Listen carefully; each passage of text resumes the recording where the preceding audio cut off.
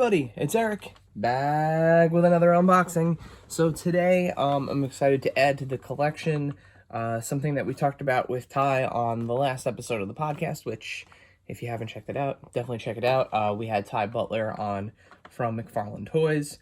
I'm really excited. We have the McFarlane Toys Mortal Kombat 11 Johnny Cage. I actually just finished this game. Fantastic game. He plays a really fun part in it, especially this version of Johnny. Let's quickly go over the packaging. We've done the Spawn from this line, which is one of my favorite figures of the year. But just like the Spawn package, same big window. So if you are going to display new on inbox, you know, it's a good looking package. On the side, we get some artwork of Johnny, as well as the Mortal Kombat logo. And on the back, him holding him along with his accessories. So his accessories, he gets a pair of shades, he gets a statue, and he gets an action figure version of himself, which is kind of awesome. And again, we're talking 22 moving parts. So without further ado, let's open them up and take a look. So once again, inside the package, you get the nice Mortal Kombat background. This time it's red. So inside the package, we get another base. These are incredible. They're great to have. And let's get Johnny out of here. So he's packaged just like the other ones. We'll pop out his accessories first. Get his little action figure likeness out. Super cool. No articulation on the little action figure, but he's holding the typical split position. He even has, which is really cool, I'll see if I can get it in the photos when we get him in the light box, but he has these little points of articulation that are kind of tooled in. They don't actually move, but they look like elbow joints and leg joints and stuff. So, really cool touch.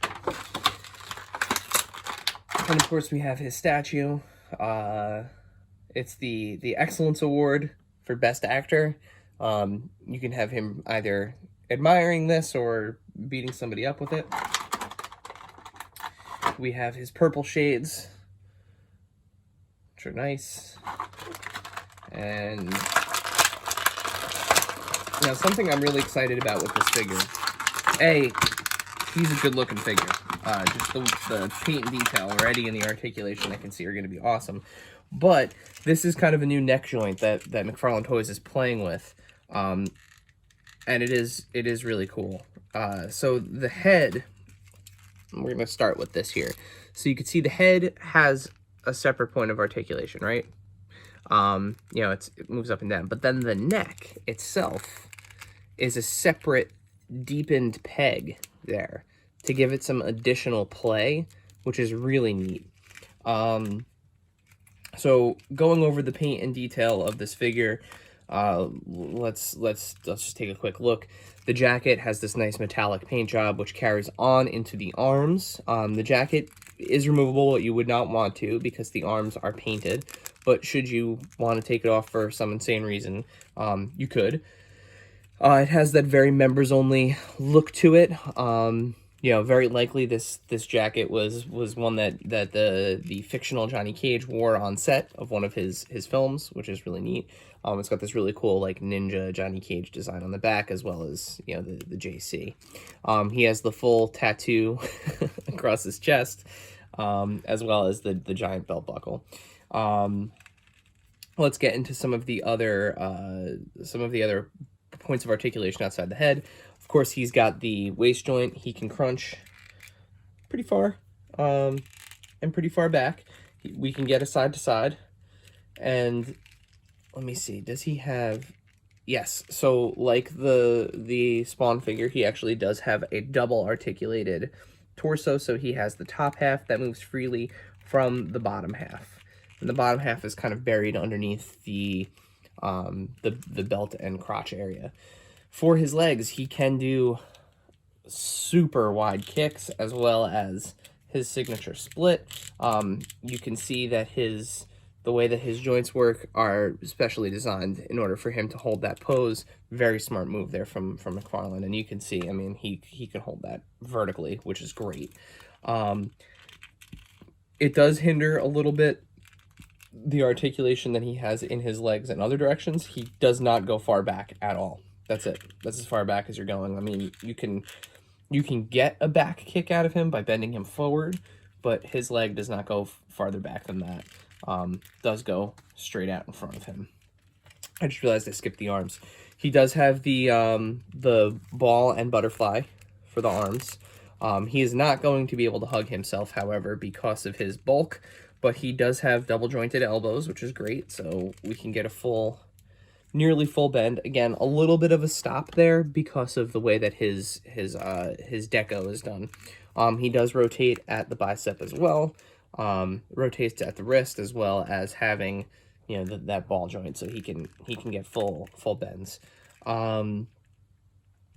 What's nice is some of the paint on his bandages here, his wrappings, you can see he's got some faded blood, so pretty cool. Down to his knees, where we do have a double jointed knee, which is kind of neat. It's hidden behind, when he's standing, you can't, it's a great job hiding that joint. It's hidden behind his little pads here, which are awesome. He can go pretty far back, again hindered by the musculature and the deco there, but the double knee is there. And then his kind of like Air Jordan style kicks, they do have the toe. This one is pretty stiff. I'm actually kind of worried about bending it. That one goes nice and easy. This one, I'm not going to force it because I don't want it to break on me. I'll probably have to hit it with a hairdryer a little bit, but yeah, I can't get that one to bend. It's there though, the pivot's there. A little bit of a hairdryer, a dunk in some hot water should do the trick. Of course, we'll get some pictures of him with some of the other characters. We have, like I mentioned, we have Spawn and Scorpion. I'm just gonna throw his glasses on real quick. I want to see how they work on here. There's little grippies on the side. They do work very nicely. You can have them in both on, you can have them kind of like slightly down, as well as in the do. Yeah, so the sunglasses work really nicely. All in all, great figure. I take a little bit of an issue with a toe joint, but that's a QA issue, not necessarily a design flaw. Overall, it's a great figure. It kind of stinks that his leg doesn't go back very far, but you know, for the sake that he can do the signature split, as well as the, you know, the high kick, I mean, that's really what matters. So as always, subscribe to us, both down below as well as up here at AIC_podcast on Instagram and Twitter, for toy news and, you know, all the other kind of things that we're finding. And definitely, of course, check out the podcast. That's what we're here for. First and foremost, we're live every other Monday, and you can find us wherever you listen to podcasts simply by searching Adventures in Collecting, or by hitting the link in the show notes below, and subscribing wherever you please, or listening right in your web browser, or here on YouTube, whichever you prefer. But as always, it seems like a going trend. I haven't had a bad toy to review yet, mainly because I'm buying toys that I want. So it might be a little bit of preference here, or predisposition to liking these, but I'm gonna give this guy the thumbs up too. Way to go, McFarlane. Killing it. Ty, great recommendation. This is a great figure, and definitely check out the game if you haven't. Until next time.